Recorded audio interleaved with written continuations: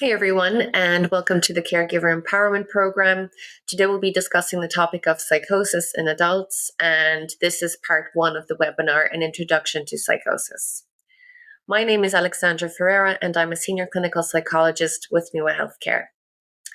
In today's webinar, An Introduction to Psychosis, we'll be discussing and providing helpful information about psychosis. This webinar has been divided into two separate parts. Part one, an introduction to psychosis, and part two, an introduction to psychosis, how can you help? In part one, we'll be providing helpful information in relation to psychotic disorders and the way that they present. It will promote an understanding into the symptoms of one of the most common psychotic disorders, which is designated as schizophrenia, and the level of impact that these may have on someone's daily functioning. We'll talk about the key aspects of treatment based on the stress vulnerability model, including treatment components that address both the biology as well as the stress-related factors associated with this mental illness. In part two, an introduction to psychosis, how can you help? We'll be discussing some ways in which you can support individuals who are struggling with psychosis, or more specifically, schizophrenia. We'll talk about what is important in an evidence-based assessment and the intervention procedures currently used in clinical practice to support managing difficulties, symptoms, and preventing long-term issues. This webinar is suitable for caregivers and family members who are concerned about a loved one who is struggling with schizophrenia. So in this part, we'll be discussing a series of topics. These include what are psychotic disorders, how does someone with schizophrenia present, what are positive symptoms, what are negative symptoms, what is the course of schizophrenia, how does schizophrenia impact on a person and those around them, and we'll conclude this part with a summary of all the topics we'll be addressing next. So, what are psychotic disorders? Psychosis is an umbrella term used for a group of mental health conditions that are psychotic in nature and that affect the way a person makes sense of reality due to the fact that they lose touch with reality. Schizophrenia is one of the most common psychotic disorders in which individuals experience psychotic episodes and symptoms, which we'll be discussing next. It comprises of a serious mental illness that can cause disturbance in the way a person functions, particularly in relation to their thoughts, perceptions, emotions, and behaviors. People who experience schizophrenia are often described to have vivid and lucid experiences and or sensations that are not real, but that are experienced as very real to the individual. These may include what we call delusional thoughts, which are having firmly held beliefs that are demonstrably false, and or hallucinations, so meaning hearing or seeing things that others cannot hear or see, such as voices, people, etc. How does someone with schizophrenia present? So, like all mental illnesses, schizophrenia is characterized by a group of symptoms, and the symptoms in schizophrenia can be categorized as follows. Positive symptoms, so the presence of symptoms or features that are not observed in common mental functioning. Negative symptoms, so the absence of symptoms or features that are not commonly observed in mental functioning. And cognitive symptoms, which is impaired performance across several cognitive domains. An individual does not require all categories of symptoms in order to be diagnosed with schizophrenia. However, positive symptoms are required in order to establish this diagnosis. Schizophrenia presents itself in a unique way in each individual, and it varies significantly in the way it impacts on someone's daily functioning. So, what are positive symptoms? Positive symptoms in schizophrenia refer to psychotic behaviors essentially, and they're not typically present in individuals who do not present with this mental illness. So they're quite distinct. They add experiences that wouldn't necessarily exist for people that do not have this mental illness. These symptoms often are easy to detect, and they are usually quite disruptive to a person's daily functioning. So one of the positive symptoms are called delusions or delusional thoughts. These are strongly held personal beliefs that are unlikely to be true and that are not amenable to change despite the presence of conflicting evidence. So, despite the presence of evidence that clearly implies they're not true. They are thoughts and or beliefs that may or may not be bizarre in nature. Delusions may include a variety of themes, and the most common ones are persecutory, referential, and grandiose. And these thoughts or beliefs, they lack evidence to sustain them. With regard to the variety in themes, as mentioned, the most common ones are referential, persecutory, and grandiose. Referential delusions are usually the belief that normal everyday events or objects have special meaning or they're directly related to oneself. So what that means is that, someone could believe that radios on the song or news broadcasts are sending them secret messages or coded messages. I suppose in terms of the persecutory delusions, this is the belief that someone is being targeted, they'll be harmed, or there are conspiracies against them from other people. What you typically see would be someone, for example, being suspicious or paranoid about their neighbors, believing that their neighbors are spying on them through the walls or the windows with the intent of causing harm. As for grandiose delusional thoughts, this is usually the belief that is associated with an inflated sense of self worth, power, knowledge, or identity. So we would commonly see this in individuals that believe that they are divine. So, for example, God, or sent by God with a mission. Or they could also be associated with famous historical figures such as Napoleon, Cleopatra, even Elvis Presley, for example. It can really vary, as mentioned, to each individual person. But as noted, these are delusional thoughts that come from different themes.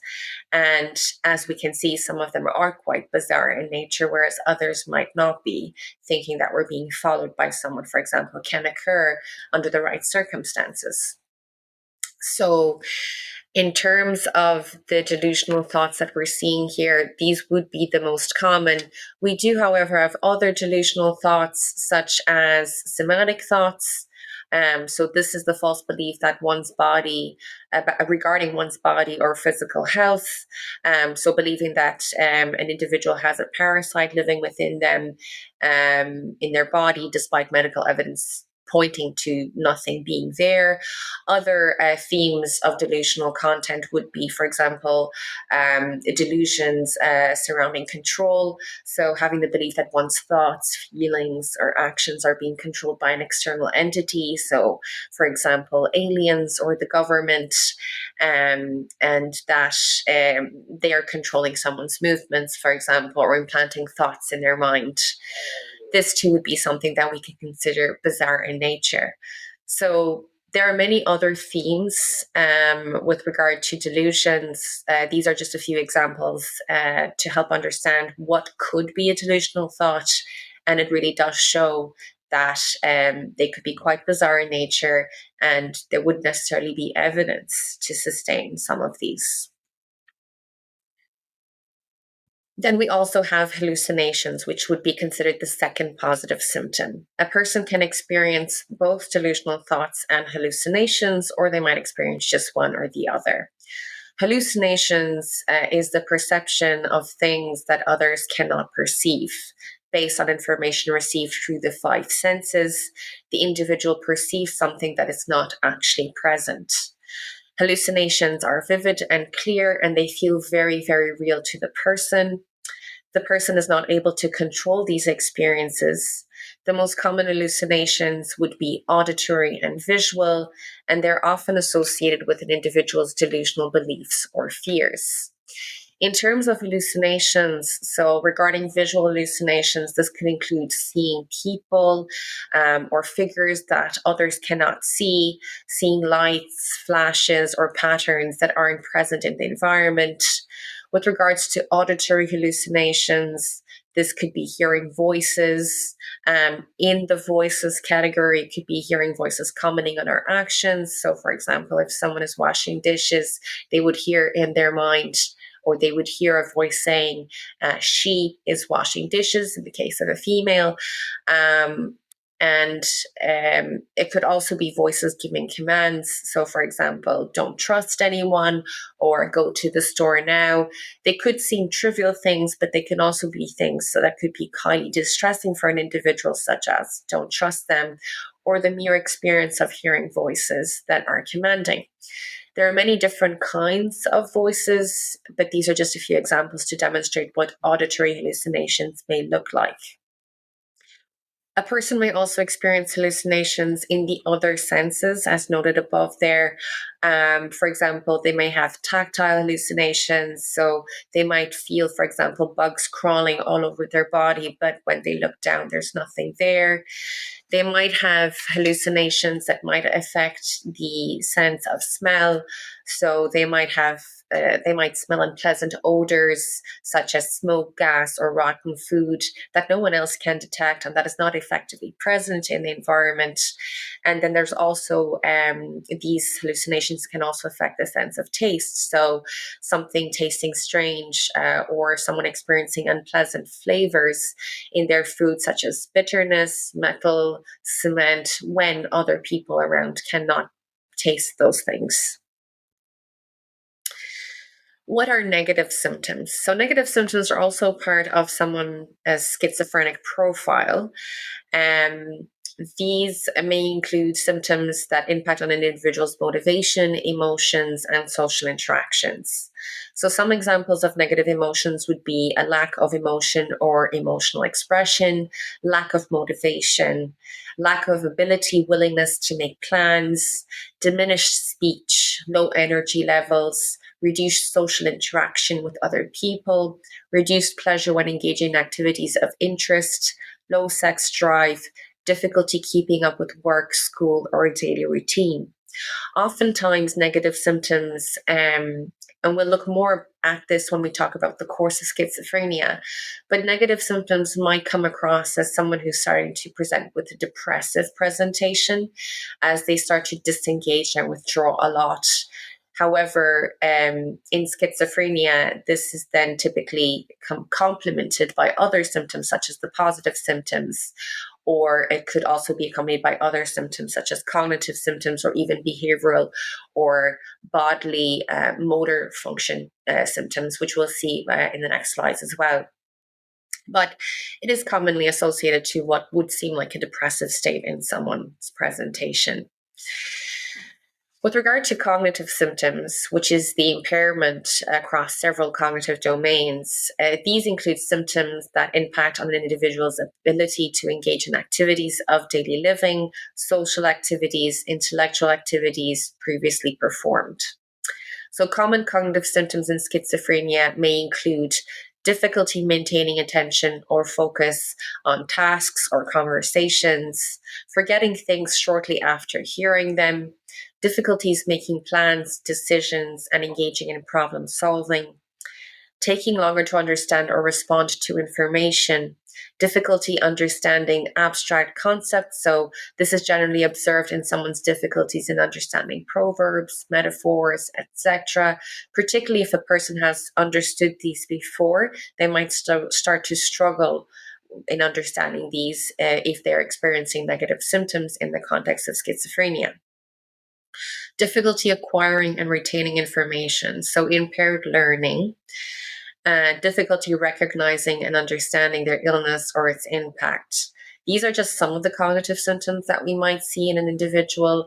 However, these symptoms can be quite impactful on different areas of a person's functioning.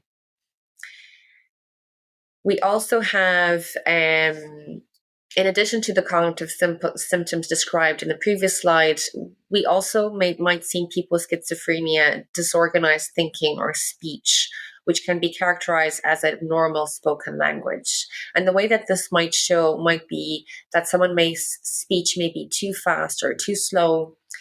Their speech may not make much sense, so word salad, which means that they might just have a bunch of different words together that don't form a coherent and logical sentence.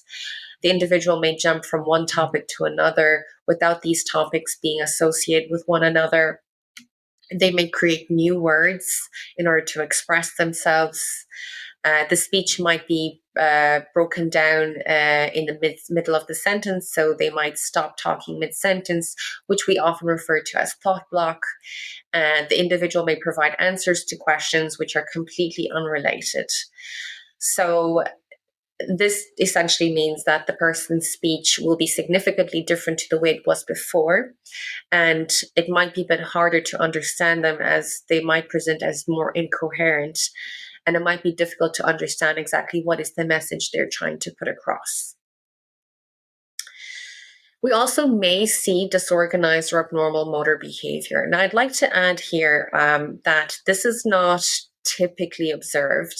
It is not always seen in individuals with schizophrenia. However, it is possible to see it. If we do, this is how it would present. Disorganized or abnormal motor behaviors, they can present individuals with schizophrenia, and these are usually behaviors that interfere with the individual's ability to perform basic tasks and take care of themselves, such as personal hygiene and self-care. Sometimes it might even interfere with a person's ability to walk across the room. Disorganized or abnormal behaviors in schizophrenia may include inability to complete tasks, a lack of response to others and environmental cues, reduction in verbal speech, bizarre rigid postures, excessive motor activity without a specific purpose, repetitive movements, imitation of other people's speech or movements. I'd like to remind everyone that, again, these would be behaviors that we would see in a person, but that would not be common or typical of a person, just like all of the other symptoms in schizophrenia.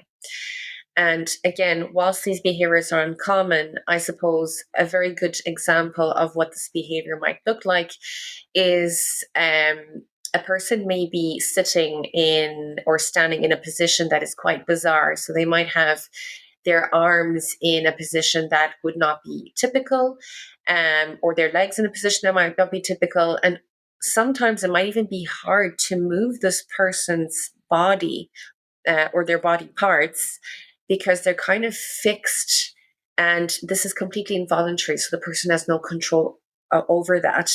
So this would be one of the most bizarre forms of this symptom. However, as mentioned earlier, it's not common, and if it does present itself, there are ways to try and address it. But we won't be talking much about that in terms of supports because it's not commonly observed. So, what is the course of schizophrenia? Schizophrenia is a lifelong mental illness, which means there is no cure for it. This means that the treatment intervention plans that are developed usually have the goal of supporting the individual to manage their symptoms and to reduce the emotional distress associated with these symptoms. Once a person experiences their first psychotic episode, which typically occurs in adolescence or early adulthood, the onset of the mental illness takes place, and they are very likely to experience several psychotic episodes throughout the course of their life. I would like to add a note here. People that do experience psychotic episodes early in life, it doesn't always mean that they have developed schizophrenia. It could be any other form of psychotic disorder. It could also be a psychotic break that is induced due to, due to substances. So there are multiple things that could lead to a psychotic episode, or also known as a psychotic break in a person's life. It doesn't always mean schizophrenia. However, when it does, when we do observe it in someone that is in their late teens or early 20s, there is a high chance that it might be associated to a diagnosis such as schizophrenia. The first episode is generally the worst one in schizophrenia, as they have a number of strange and frightening experiences for the first time that they cannot understand or explain to anybody. The first episode generally results in an admission in a psychiatric unit or a hospital, and that is usually how these individuals access mental health services for the first time and receive their diagnosis. Individuals with schizophrenia may experience the different phases of schizophrenia, which include the prodromal phase, the active phase, and the residual phase, which we'll touch on next. While everyone diagnosed with schizophrenia will experience the active phase, they may not experience the prodromal and or residual phases. So what is the prodromal phase? The prodromal phase is a phase in which the symptoms are not specific to schizophrenia, but they may involve changes in normal interactions and functioning of the person that typically evolve over time. So it is the earliest phase of schizophrenia, and that usually precedes the diagnosis, along with an active episode of schizophrenia. This phase usually occurs in adolescence and is characterized mainly by changes in emotions and behaviors, usually accompanied by an increase in self isolation. So, again, as I mentioned earlier, we might see people present with what might look like a depressive presentation, and the prodromal phase definitely might have or might comprise of negative symptoms. So we might start seeing these symptoms that might be confused with depression, but actually are the early onset of schizophrenia. There are no delusions or hallucinations present in this phase. So, common symptoms observed in the prodromal phase in schizophrenia include restlessness, depression, anxiety, concentration difficulties, worry, lack of energy, social isolation, lack of attention for personal hygiene, and decline in academic and professional performance. So, in these situations where there is a decline in professional or academic performance, a person may be referred to mental health services by their GP, and they may get a diagnosis early on, which is ideal, as early intervention is what leads to greater outcomes.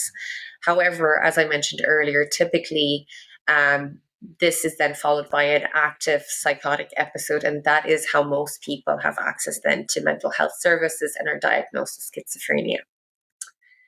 Then we have the active phase, which, as mentioned, is present in every individual that has schizophrenia at some point in their life. This is the phase in which the symptoms, such as delusions and hallucinations, are most prominent and impacting on the person's functioning.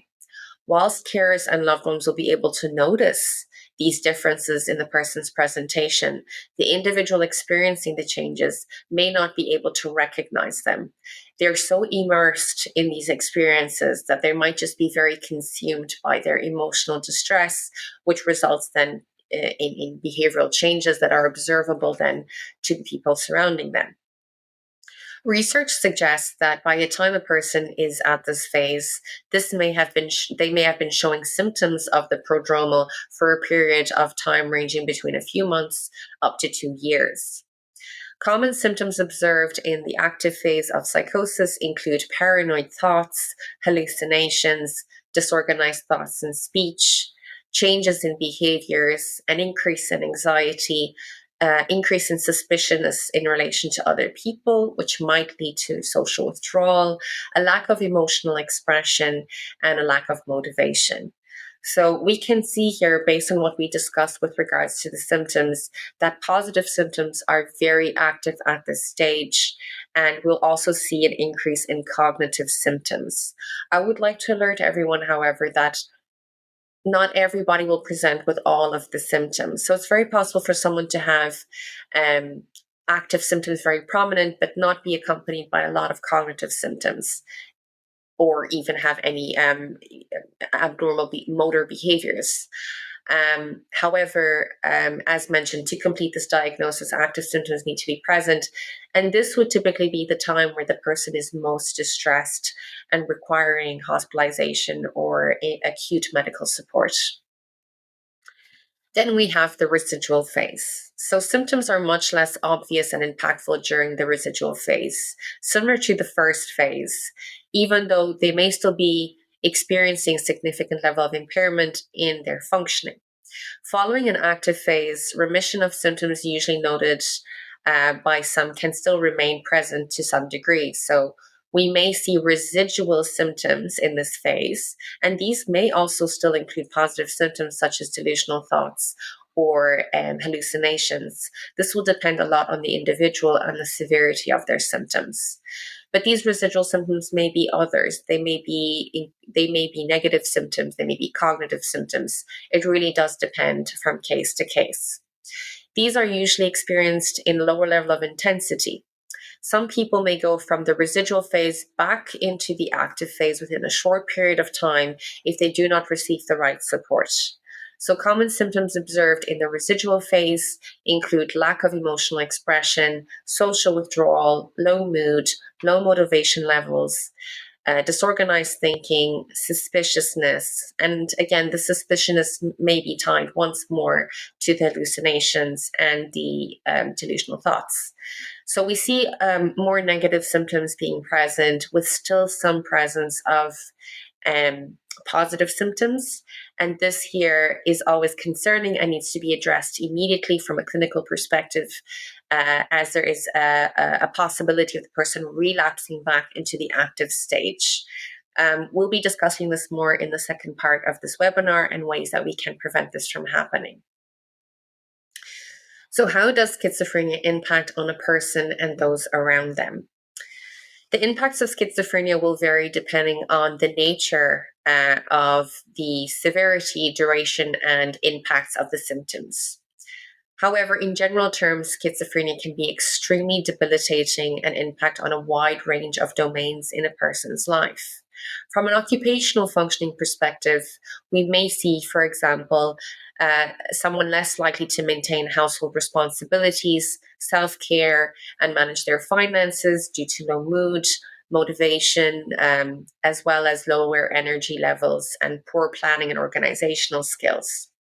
From a social communication and interpersonal functioning perspective, we may see, for example, someone be likely to have a reduction in the quantity and quality of social relationships and communication skills due to increased suspiciousness, disorganized thinking, lack of emotional expression, and the inability to accurately interpret other people's intentions and social cues. From an educational and professional perspective, we may see, for example, higher rates of poor academic and professional performance due to poor attention, memory difficulties, poor organizational skills, as well as lack of energy and motivation. And as for quality of life, we may see overall functioning capacity is likely to be impaired. The person is less likely to engage in pleasurable and meaningful activities, and there is an increased likelihood to have a small and an absent social network to aid with emotional support, particularly during times of emotional distress, as well as to support the individual to avail of the right supports. How does schizophrenia impact on carers and family members? So, previous studies suggest that the more severe the symptoms and impairments are in an individual, greater are the impacts that this will have on the caregiver and family members. The impacts of schizophrenia on caregivers and family members may include worry, fear and anxiety, a feeling of powerlessness, guilt and shame, anger and irritability, psychological distress, an overpowering sense of mourning, financial difficulties, increase in household duties, burnout, social isolation, depression, and increased susceptibility to become physically and or mentally unwell. So people that have a family member struggling with schizophrenia and that is residing within the family home, they will need to take on more tasks in order to support with the household tasks and just general well-being of the family and home environment. They will also need to take care of someone who is very different to the way that they used to be, which is very difficult. And given the chronic nature of schizophrenia, and given particularly in cases where the symptoms are so severe and so distressing, they will cause distress in the family. And there is generally a sense of hopelessness and powerlessness because the symptoms are themselves very difficult to manage. And it is very distressing to see a loved one experiencing so much emotional difficulties that, again, we cannot really control, as we cannot control the perceptions that they have. To summarize, in part one of this webinar, An Introduction to Psychosis, we talked about how someone presents with schizophrenia and the impacts that this has on their overall functioning as well as the people around them. By now, you should have a greater understanding of psychotic disorders. How does someone with schizophrenia present? What are positive symptoms? What are negative symptoms? Also, what are cognitive symptoms? What is the course of schizophrenia, and how does schizophrenia impact on a person and the people surrounding them? Coming next, we'll discuss in part two, An Introduction to Psychosis, how can you help? So do join me next in part two to learn more about this part and how to support someone. Thank you for your time and attention during today's webinar. We hope you found it helpful. Should you wish to add structure to your caregiver routine, please refer to sample tools and third-party resources associated with this webinar, which have been conveniently uploaded to your learner area of the learning management system. Please keep in mind that these are only samples, and your newly acquired knowledge, with your newly acquired knowledge, you may choose to use these in whole or in part, or research alternative resources and tools for yourself. If you do have any questions in relation to any of the topics or areas raised in today's webinar, please do feel free to contact our team by emailing clinicaldepartment@nuahealthcare.ie. Thanks for spending this time with me, and I hope to see you in the second part of this webinar.